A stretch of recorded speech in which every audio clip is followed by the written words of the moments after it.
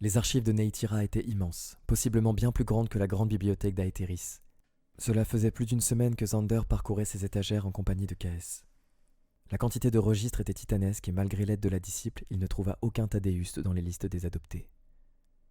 Caes suggéra de s'adresser à Nifri, Dracana du sanctuaire d'Oshad. C'est elle qui avait la charge d'aller chercher les orphelins. La réponse ne se fit pas attendre plus longtemps, il y avait plusieurs choix possibles. Soit Thaddeus avait choisi un nouveau nom une fois arrivé à Eldoria, et dans ce cas il ne trouverait rien dans les registres des orphelins sous ce nom. Soit Thaddeus était un des descendants qui avait choisi un nouveau nom, mais il serait alors impossible de le trouver dans ces registres. Dans les deux cas, le nom de Thaddeus lui était inconnu. Autant chercher une aiguille dans une meule de foin. Xander avait pensé à cette éventualité mais refusait de croire qu'il pouvait échouer aussi près du but. Il n'avait aucun autre indice et passer en revue les registres des naissances allait aussi lui prendre un temps considérable. Nifri offra un dernier conseil à Xander. La seule et unique personne qui autoriserait un mage à quitter l'ordre n'était autre que la grande prêtresse elle-même.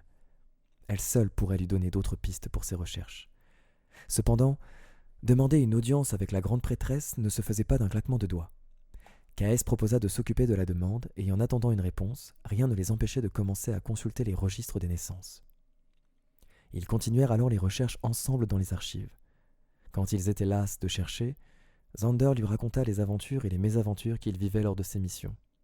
Il lui parla aussi de Kainos qui n'avait pas eu le droit de le suivre à Neytira. Caes semblait boire ses paroles. Elle lui posa 1000 questions sur Valantar et Promaecella. Sur sa relation avec son dragon et ce que cela faisait de voler sur son dos. Elle lui parla de sa famille, des descendants, des différents sanctuaires et de leurs spécialités, des entraînements qu'ils subissaient pour devenir disciples et ensuite mages. Puis quand il se fit tard, ils partirent chacun de leur côté avant de se retrouver le matin dans les archives et de reprendre leurs recherches. Cette fois-ci, la réponse mit plusieurs jours avant d'arriver. Ast avait accepté de recevoir Xander qui n'avait toujours rien trouvé, même dans les registres de naissance. Caes pointa du doigt que les registres n'étaient probablement pas à jour, car elle n'avait pas trouvé sa lignée dans les registres. Ast reçut Xander seul, et il n'eut pas besoin de lui expliquer les raisons de sa venue. Sur son bureau était posé un dossier sur lequel était inscrit « Lysantyr ». Elle le lui tendit. Xander sortit du bureau quelque temps plus tard et demanda à être raccompagné à la frontière le plus rapidement possible. Il s'inclina face à la grande prêtresse qui l'avait suivi jusqu'à la porte et la remercia de son aide. Elle lui souhaita bonne chance avant de disparaître derrière la porte de son bureau. Xander devait rentrer le plus rapidement possible à Dravaris.